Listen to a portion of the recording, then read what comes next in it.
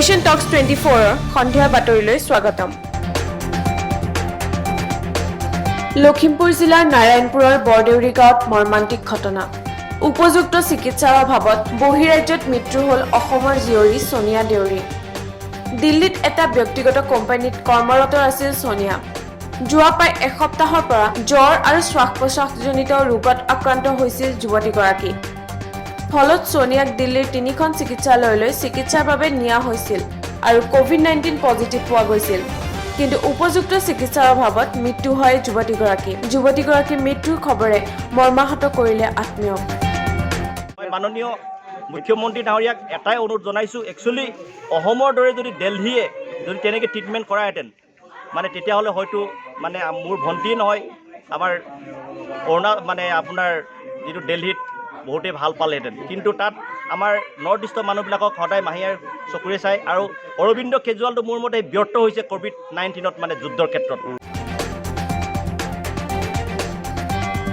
Home কোৱাৰেণ্টাইনত থকা পৰিয়ালসকলৰ বাবে 2000 টকাৰ খাদ্য সামগ্ৰী প্ৰদানৰ নামত ব্যাপক লুণ্ঠন কৰিমগঞ্জত। প্ৰতিক্ৰিয়া প্ৰকাশ বদৰপুৰ সমষ্টিৰ বিধায়ক জামালুদ্দিন আহমদৰ।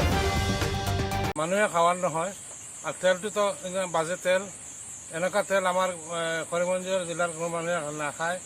আৰু চাউল যিটো আছে এইটো একদম বাজে কোৱালিটিৰ চাউল, এইগুলা মানুহে খাৱাৰ উপযুক্ত নহয়। আমি ডিচিলৈকে এখন আলাপ কৰিছোঁ, ডিচি কৈছে এটা ৰিজেক্ট কৰাৰ লাগে, আমি এখন ৰিজেক্ট কৰি দিছোঁ। উল্লেখযোগ্য যে কৰিমগঞ্জ জিলাৰ অন্তৰ্গত বদৰপুৰ সমষ্টিত হোম কোৱাৰেণ্টাইন হৈ থকা লোকসকলক চৰকাৰী সাহায্য প্ৰদানৰ দায়িত্বত আছিল জিট এণ্টাৰপ্ৰাইজ নামৰ এটা বেচৰকাৰী প্ৰতিষ্ঠান। যোৱা কেইবাদিন ধৰি এই প্ৰতিষ্ঠানটোৱে কোৱাৰেণ্টাইনত থকা লোকসকলক অতি নিম্নমানৰ খাদ্য সামগ্ৰী যোগান ধৰি অহা বুলি অভিযোগ উত্থাপিত হৈ আহিছে। ইয়াৰ ফলত প্ৰতিষ্ঠানটোৱে খাদ্য সামগ্ৰী বিতৰণ কৰিবলৈ যাওঁতে ৰাইজৰ ক্ষোভৰ সন্মুখীন হয়। জিলা পৰিষদৰ মুখ্য কাৰ্যবাহী সদস্যই সাংবাদিকৰ তথ্যৰ ভিত্তিত সামগ্ৰীখিনি সলনি কৰাৰ ব্যৱস্থা কৰি উলিয়ায়। কিন্তু আমাৰ যিটো চৰকাৰী গাইডলাইন যিটো আছে সেইটো মতে আমাৰ যিটো হোম কোৱাৰেণ্টাইনত থকা যিটো মানুহ আছে তাৰ মানে প্ৰতিটা কোৱাৰেণ্টাইন থকা মানুহটোৰ পৰিয়ালক আমি 2000 টকাৰ বস্তু দি আছোঁ।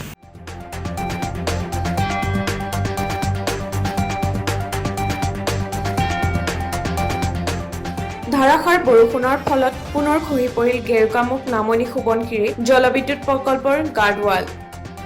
বৰ্তমান গাৰ্ডৱালৰ ওপৰেদি বৈছে জলবিদ্যুৎ প্ৰকল্পৰ অতিৰিক্ত পানী। প্ৰকল্পটোত ভূমিস্খলন অব্যাহত থকাৰ ফলত আতংকিত ধেমাজি লখিমপুৰৰ জনসাধাৰণ। হিন্দু যুৱ ছাত্ৰ পৰিষদ লখিমপুৰ জিলা সমিতিৰ প্ৰতিবাদ। চীনৰ পতাকা, চীনা সামগ্ৰী জ্বলাই ৰঙা চীনৰ বিৰুদ্ধে প্ৰতিবাদ সংগঠনটোৰ। লখিমপুৰৰ মালপানী চাৰিআলিত দাহ কৰিলে চীনৰ পতাকা। লগতে সমবেদনা জনালে লাডাখত শ্বহীদ হোৱা জোৱানলৈ। চীনা পতাকা আৰু চীনৰ ৰাষ্ট্ৰপতি জিনপিঙৰ আমি প্ৰতিকৃতি দাহ কৰিছোঁ। এইটো কাৰণে যে চীন সদায় ভাৰতৰ শত্ৰু আৰু ই শত্ৰুৱে থাকিব। যি চীনে সকলো ক্ষেত্ৰতে ভাৰতৰ সদায় বাধা হৈ ৰৈ আছে, সেই চীনক আমি কেতিয়াও বন্ধু হিচাপে ল'ব নোৱাৰোঁ। আৰু আমি আজি যি লাডাখত যি 20জন বীৰ জৱান শ্বহীদ হ'ল, সেইসকলক আমি হিন্দু যুৱ ছাত্ৰ পৰিষদে গভীৰ শোক প্ৰকাশ কৰিছোঁ।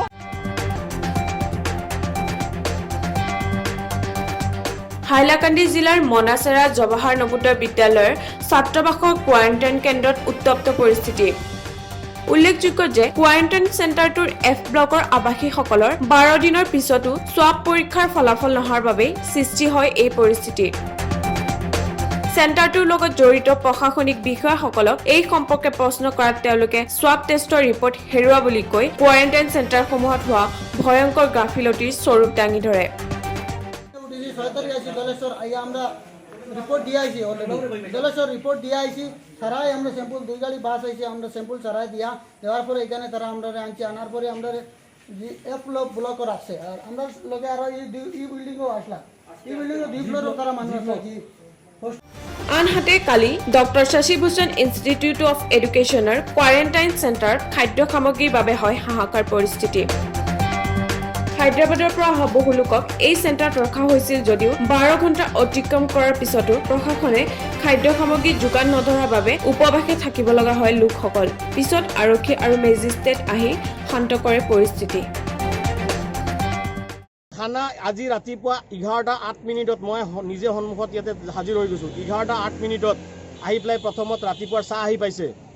সেই পোৱাৰ লগে লগে আপোনালোকে তাতে দেখা পাব ছিকিউৰিটি ব্ৰিজ কৰিবৰ কাৰণে সিহঁতে চিন ভাঙি দিছে। 2 নম্বৰ সিহঁতে ভিতৰত লাইট ফেন কিবা কিবি প্ৰব্লেম হৈছে। আজি মোৰ মানুহ ৰিক্সত পেলাই PPE কিট লগাই পেলাই এতিয়া ইলেক্ট্ৰিচিটি ৰেডি কৰি আছোঁ।